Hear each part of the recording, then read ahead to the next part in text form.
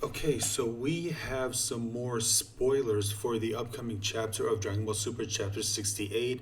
Now, this, of course, comes to us courtesy of Dragon Ball Hype, which, by the way, guys, I do recommend if you want to check these spoilers out for yourself, do them as quickly as you possibly can because he will be taking them down because Shueisha right now has been really cracking down on the copyright content strikes. So, they are not okay with people posting, manga panels on their Twitter account or anywhere anymore. So, I highly recommend you go check them out as quickly as you possibly can. Hopefully after you've watched this video. But for now, we will be checking them out.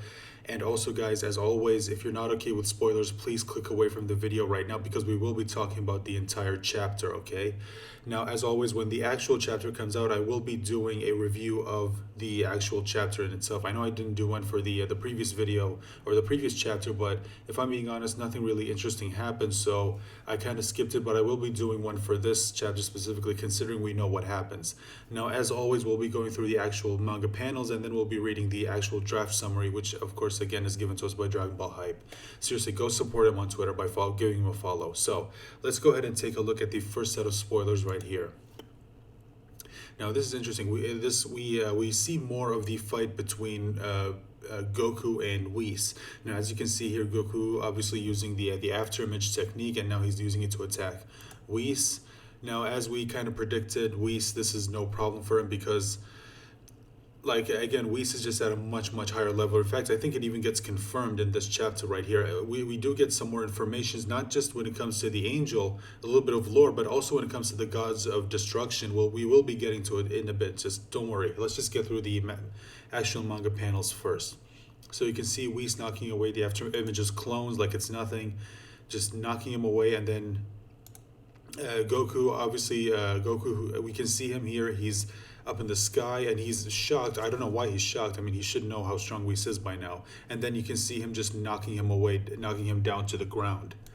Now let's head over to the next chapter right here. Now this, we get some more information, or we get to see more on what Granolah is doing with 7-3. We see him. Okay, so he brings them to these guys right here. Now I'm assuming he was hired by them to find 7-3, and we're about to find out why when we get to the draft summary. Let's get to the next page. We get a closer look at these new henchmen. Now, if you guys remember, there was a trailer for Dragon Ball Super Chapter 68, which did show us these characters in that little 30-second teaser, and here we get a closer look at each character.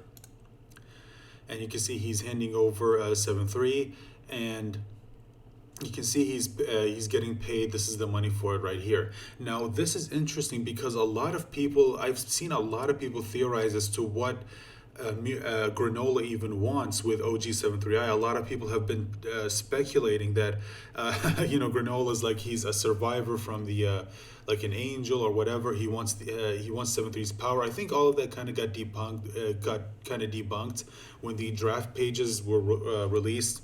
A lot of people's theories about him being a missing angel got pretty much debunked. That proved to not be the case, and now we know why he wanted OG73i. It's because he was hired by these people, and now he's getting paid for it. And again, we'll find out why when we get to the draft summary. And you can see this is a panel showing us all four of them. Let's move on to the next set. And here we see him being attacked because of it. And again, we'll find out why. He got knocked down, and now he's got him in the arm bar. Again, we can see some dialogue here, which obviously I can't translate it myself because I can't read Japanese, which again we'll get to. And they let them go, and then he picks up the money and just leaves. And then we cut to the next bit of spoilers. You can see him right there. He's flying away. And then he cuts over. Now, I'm guessing this is oatmeal. I think that it was revealed that this might be oatmeal, again, from the draft summary. Now he's meeting up. Oh, no. Okay, so this isn't oatmeal. So he's meeting up with these people. And yeah, okay, yeah, I remember. I think this is who was mentioned in the actual draft summary, which we don't actually... We still haven't seen who oatmeal even is. You can see he's tricked them, and he took off the headgear, the camera lens that he's got over his right eye, and we're about to see what he looks like without it. You can see a shot of Granolah right here, and there it is. This is what he looks like without the eye. Now, I can already see a lot of people making comparisons to another series. I think you guys already know which it is, considering like he wears a cover. He covers his right eye, one of his eyes, with some sort of like with his headband, and then when he takes it off, underneath it's like a different eye. I wonder who that kind of reminds you of. I'll let you guys mention it in the comments. And then he puts it back on, takes the money, and then he leaves, and then it cuts back to the Oracle Fish. All right, so those are the actual manga panels. We're about to get to the actual draft summary.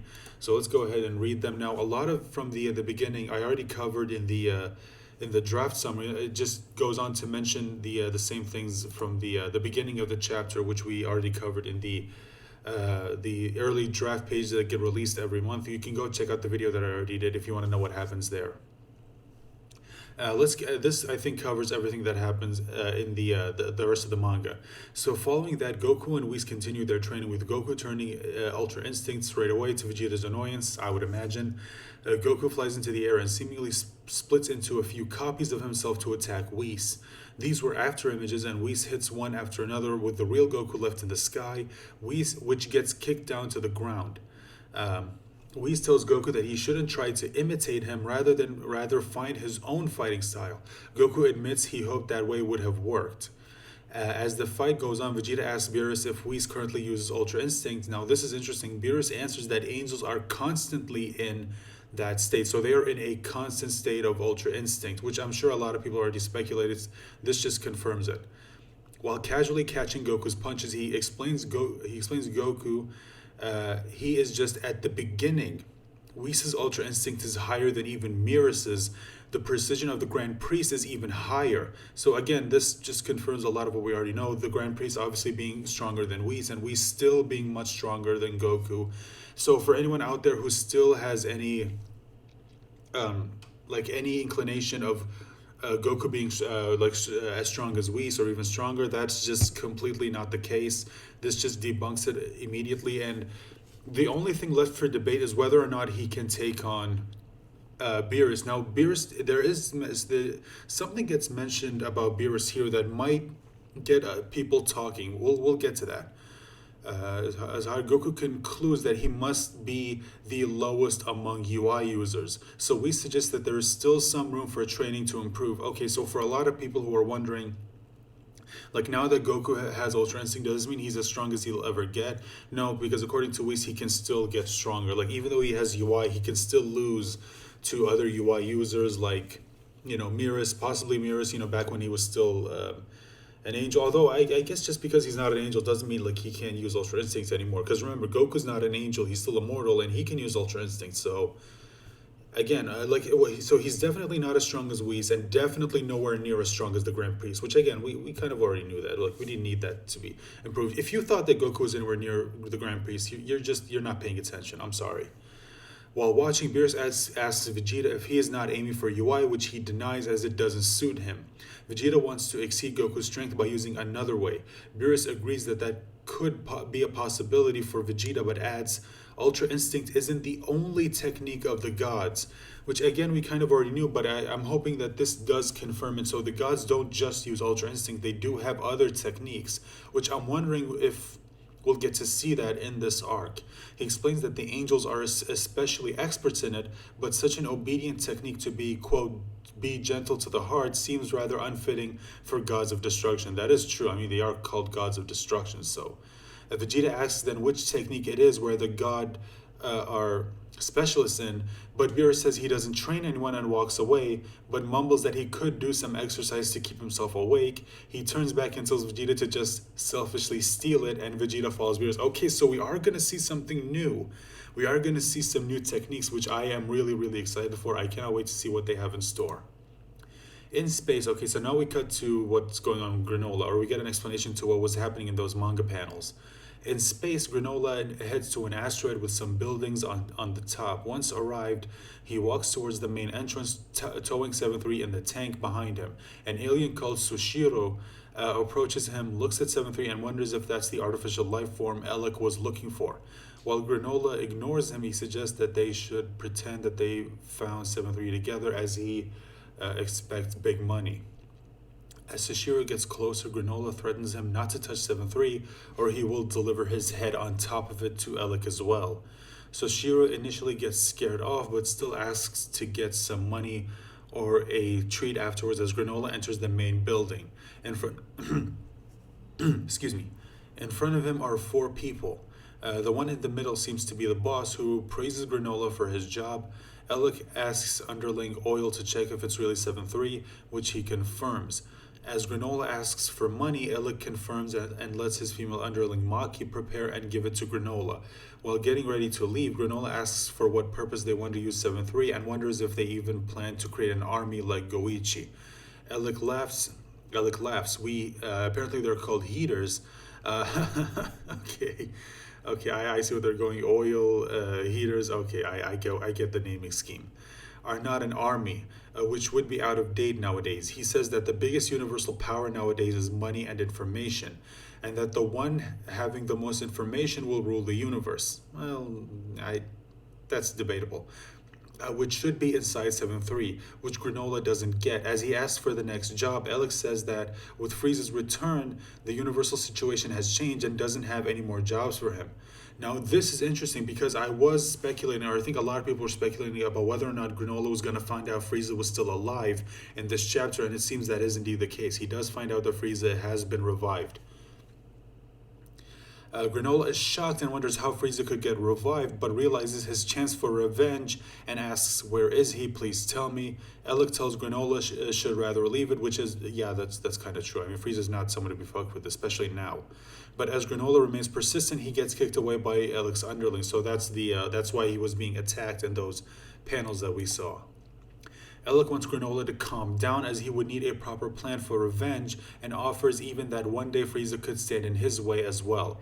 Granolah calmly leaves for now. Outside, even Oatmeal tells him to rather take it easy. Inside, Alec says he mentioned Frieza's name, that Granolah aims for revenge and gets killed before he gets stronger than his strongest underling, Gas. Again, gas heaters, okay.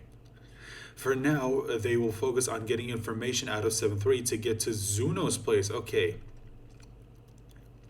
That does make sense because according to him, he said information is, the most valuable thing, and who has more information than Zuno? I mean, he's the guy who literally knows everything. As it would take 2 more months to get back to planet Cereal. Oatmeal suggests Granolah to sleep, but then he gets attacked by Soshiro, who is after his money. So he lands on the next nearby asteroid. Soshiro brought some company along with him and looks towards Granolah's spaceship, where a voice talks to him to enter the spaceship and pick up half of the money. As they arrive at the pilot seat, they only find the device where Oatmeal's voice comes from, and Granolah taking out Soshiro's henchman by shooting from the outside. Soshiro gives up and leaves, even left Granolah some money there. As Oatmeal praises Granolah's sniping skills, Granolah realizes that he cannot defeat Frieza just yet and needs to get stronger than anyone. The chapter concludes with the Oracle Fish talking in his sleep, and according to him, this is a quote from him, "The balance of the 7th universe is changing. Soon, the strongest fighter of the universe will be born." Now, again, this is very, very interesting because it is, we do wonder, like, who exactly is he talking about when he says the strongest fighter of the universe will be born? Is he talking about Granolah? Is he talking about Goku? Or is it possibly going to be Vegeta? Is it possible that when he learns what it is he wants to learn from, Beerus, is it possible that Vegeta could be the strongest fighter of the universe? But again, maybe this is a misdirect. Maybe it is alluding to someone else. But again, we'll have to wait and see.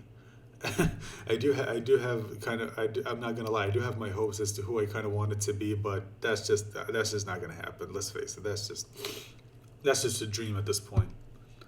But anyway, that is the official that is the official spoilers for the entire chapter. Again, I will be doing a video talking about the full chapter.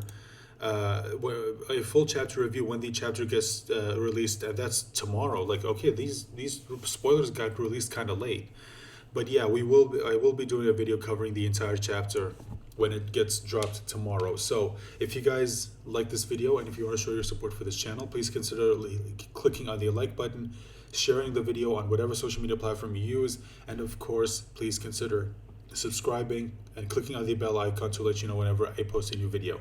That's it. Thank you for listening, and please join me for the next one. Bye for now.